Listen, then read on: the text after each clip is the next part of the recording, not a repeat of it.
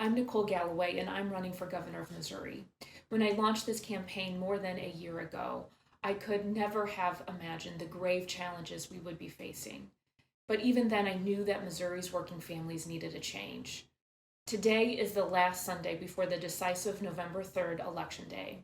As many of you prepare to stream church services online or attend socially distanced services in person, I want to take a moment to share one of my favorite Bible lessons. According to the parable, a man traveling from Jerusalem to Jericho fell among thieves. They beat him, stripped him of his clothes, and left him for dead. While others saw the wounded man and passed by him on the other side of the road, there was a good Samaritan who acknowledged him. He showed grace and compassion for the man's pain. The good Samaritan bandaged his wounds, put the man on his own donkey, and took care of him when he was in need. When I see the plight of many Missourians and the leadership our state needs, I think of this parable. Our nation and our state are at a crossroads. For far too long, well-connected insiders have made deals in back rooms to get what they want, while working families struggle. I'm here to change that. We are in desperate need of strong leadership willing to treat every Missourian as a neighbor and a friend, and not just pass by them on the other side of the road.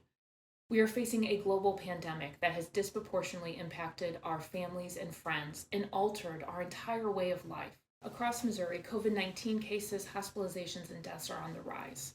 The fallout from the pandemic has caused widespread economic uncertainty and deepened cracks in our system that continues to fail those in need of help most. The deaths of George Floyd and Breonna Taylor remind us all that there is more work to do in fighting systemic racism. We must prove once and for all that Black lives matter.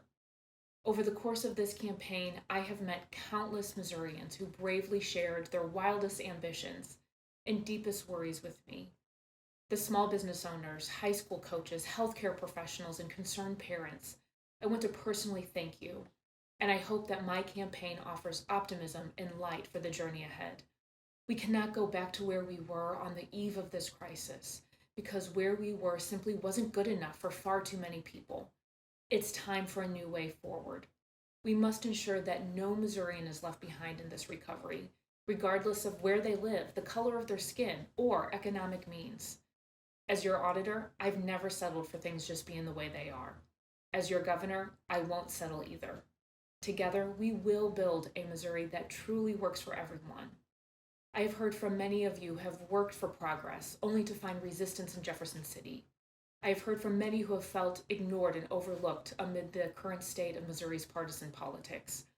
I believe it is impossible to heal anyone or anything that is ignored. So please know that I hear you and I see you, and I know that you are worth fighting for. God calls us to care about what is going on in the world around us, to show compassion for those who suffer, and to concern ourselves with the everyday struggles of our most vulnerable communities. Over 100,000 Missouri children were passed by on the other side of the road when Governor Parson kicked them off their health care. Rural communities are being passed by on the other side of the road when area hospitals close as a result of Governor Parson's refusal to expand Medicaid. And hardworking Missourians are being passed by on the other side of the road when Governor Parson opposes raising the minimum wage and fails to support union labor. I may not be on the road from Jerusalem to Jericho, but I am on the road to Jefferson City, and I plan to take working families with me. I hope you join me in this journey. Enjoy your Sunday, and please encourage your friends and families to vote this Tuesday.